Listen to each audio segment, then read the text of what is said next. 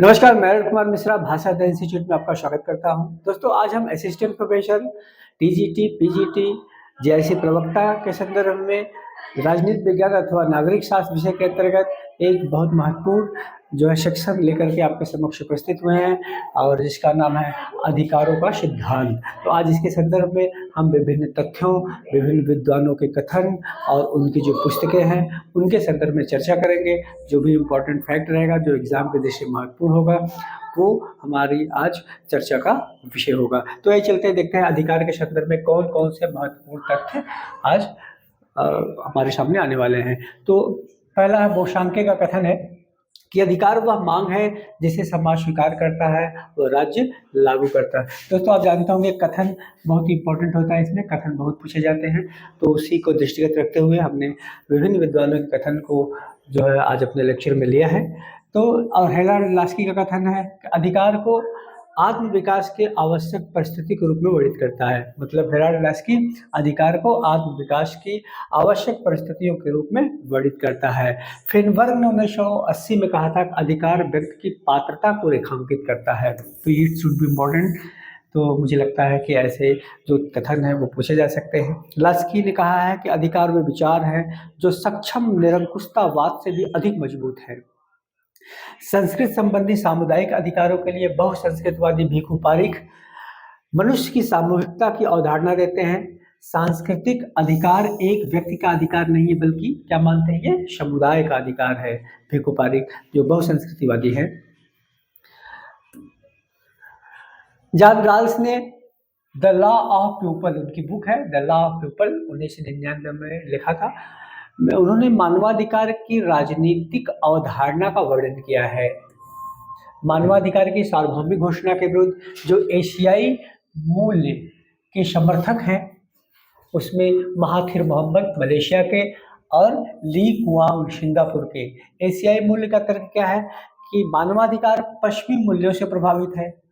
वो मतलब जो मानवाधिकार, सार्वभौमिक मानवाधिकार की घोषणा जो 10 दिसंबर 1948 को की थी, तो इसका किन किन आधारों पर ये विरोध करते हैं, उनके संदर्भ में ये है कि एशियाई मूल्य का तर्क है कि मानवाधिकार पश्चिमी मूल्य से प्रभावित है, व्यक्तिवाद को वरीयता देता है, कर्तव्य की तुलना में वो अधिकार को कर्तव्य की तुलना में ज़्यादा महत्व देता है, सांस्कृतिक व आर्थिक से ज़्यादा वो राजनीतिक अधिकारों को वरीयता देता है, और बहुसंस्कृतवादी भी मानवाधिकारों के सार्वभौमिक घोषणा के विरोधी है।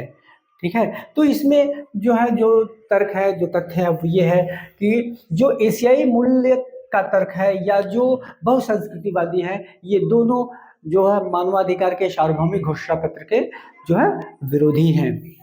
और बहुसंस्कृतवाद को अपनाने वाला पहला पश्चिमी देश कनाडा है, 1988 में अपनाया गया था। तो इससे भी प्रश्न पूछे जा सकते हैं। नेक्स्ट है प्राकृतिक अधिकारों की आलोचना। तो प्राकृतिक अधिकारों की जो आलोचना की, इसमें बेंथम, बर्क, हीगल और ग्रीन का प्रमुख स्थान आता है। तो प्रमुख विचारक के जो विचार है, बेंथम प्राकृतिक अधिकारों को अराजकतापूर्ण भ्रम व अलंकारिक बकवास कहता है। तो ये इम्पोर्टेंट है, ये अराजकतापूर्ण भ्रम या अलंकारिक बकवास प्राकृतिक अधिकारों को किसने कहा? बेंथम ने कहा है। बर्क प्राकृतिक अधिकारों को अराजकता का पाचन कहता है, डाइजेस्ट ऑफ एनर्जी कहता है। कौन कहता है? बर्क। ग्रीन ने क्या कहा है कि सामाजिक समझौता के प्राकृतिक अधिकारों को वो त्याज्य बताया है। ग्रीन कहता है कि समाजहीन प्राकृतिक अवस्था में प्राकृतिक अधिकार विरोधाभास है। वो प्राकृतिक अधिकार को समाज में क्या कहता है? विरोधाभास, कंट्राडिक्टरी। और रिची ने क्या कहा है? रिची का मानना है कि प्राकृतिक अधिकारों की जन्मदाता लाक और रूसो नहीं है, बल्कि प्रोटेस्टेंट क्रांति है। नेक्स्ट पे आते हैं कि अधिकारों का जो विधिक व कानूनी सिद्धांत है, तो प्राकृतिक अधिकारों सिद्धांत का विरोधी है। अधिकार राज्य की देन असीमित नहीं है। बेंथम कहता है कि अधिकार केवल विधि के परिणाम है, बिना विधि के कोई अधिकार नहीं है, विधि के विरुद्ध व उसके पूर्व कोई अधिकार नहीं है। तो अधिकारों का विधिवादी जो अवधारणा है, वो बेंथम इसके प्रबल समर्थक है। सामाजिक उपयोगिता या प्रासंगिकता या कल्याणकारी सिद्धांत के आधार पर जिसके समर्थक हैं लास्की, बेंथम, मिल, रास्को, पाउंड और ह्यूम। अधिकारों के ऐतिहासिक और रूढ़िवादी सिद्धांत के समर्थक एडमंड बर्क। अधिकार, उनका कहना है कि अधिकार इतिहास की देन है। जब रीति रिवाज या परंपराएं लंबे समय तक प्रचलन में हो तो वे स्थिर हो जाते हैं और अधिकार बन जाते हैं।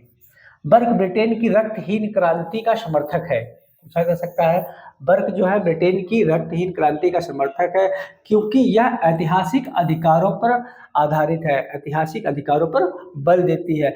बर्क फ्रांसीसी क्रांति का विरोध करता है क्योंकि अप्राकृतिक, काल्पनिक व आमूलवादी अधिकारों पर आधारित है। तो आपसे पूछा जा सकता है कि बर्क जो है वो कौन कौन सी क्रांतियों का समर्थन करता है, किसका विरोध करता है। ठीक है, अधिकारों का बर्क पेन विवाद।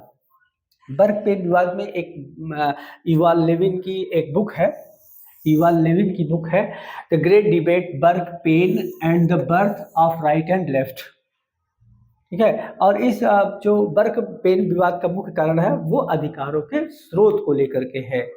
तो ये पूछा जा सकता है कि युवाल लेविन की जो बुक है उनके संदर्भ में the great debate, Burke Paine and the birth of rights and left, और बर्क पेन विवाद का मुख्य जो बिंदु है वो क्या है, अधिकारों का स्रोत है। चलिए नेक्स्ट टॉपिक चलते हैं।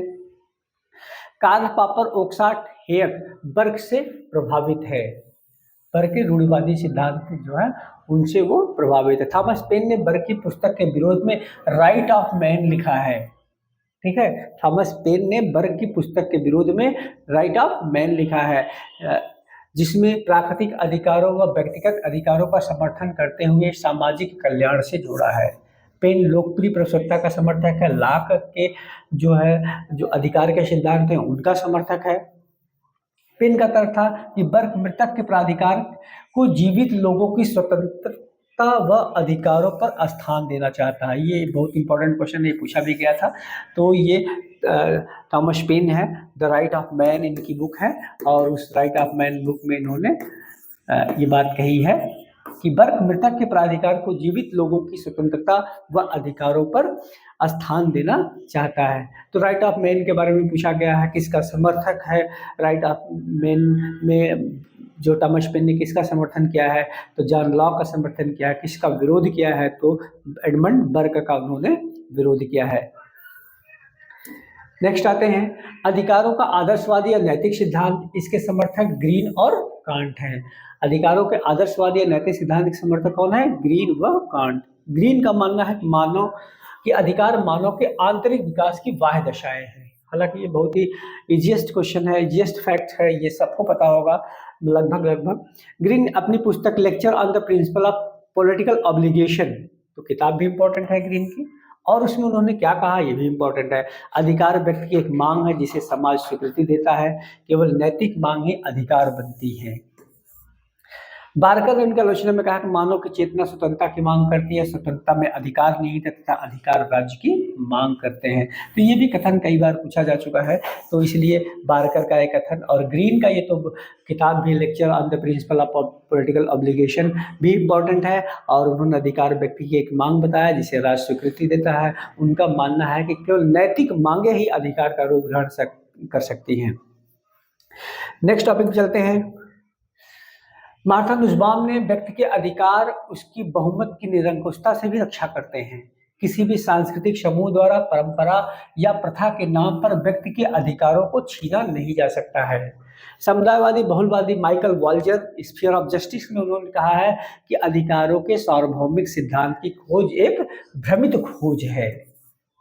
तो स्फीयर ऑफ जस्टिस में माइकल वाल्जर ने कहा कि अधिकारों के सार्वभौमिक सिद्धांत की खोज एक भ्रमित सिद्धांत है। माइकल वाल्जर की और भी पुस्तकें पूछी जाती हैं। स्फीयर ऑफ जस्टिस में उन्होंने अधिकारों की बात किया है, और तो इसके बारे में उन्होंने बताया। अधिकारों के उदारवादी समतावादी सिद्धांत के जो समर्थक है वो डॉर्किन है।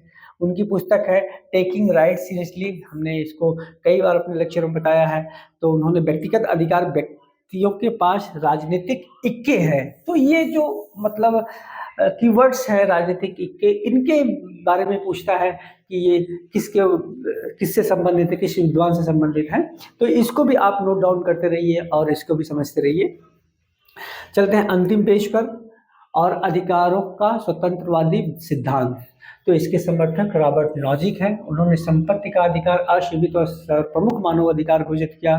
सुसेन मोलर ओकिन की जो बुक है बहुत फेमस है, जस्टिस, जेंडर एंड फैमिली, और इसके बारे में मैंने आपको बताया। तो इसमें उन्होंने राल्स के न्याय सिद्धांत की नारीवादी दृष्टिकोण से आलोचना किया था। तो ये रहा आपका जो अधिकारों के संदर्भ में जो बहुत महत्वपूर्ण फैक्ट रहे, उसको लेकर के हम आपके समक्ष आए थे, और आशा करता हूँ कि आपको इस वीडियो से कुछ न कुछ लाभ ज़रूर होगा। ऐसे ही वीडियो को देखने के लिए हमारे चैनल को सब्सक्राइब कीजिए, और नेक्स्ट वीडियो में मिलते हैं। तब तक के लिए धन्यवाद।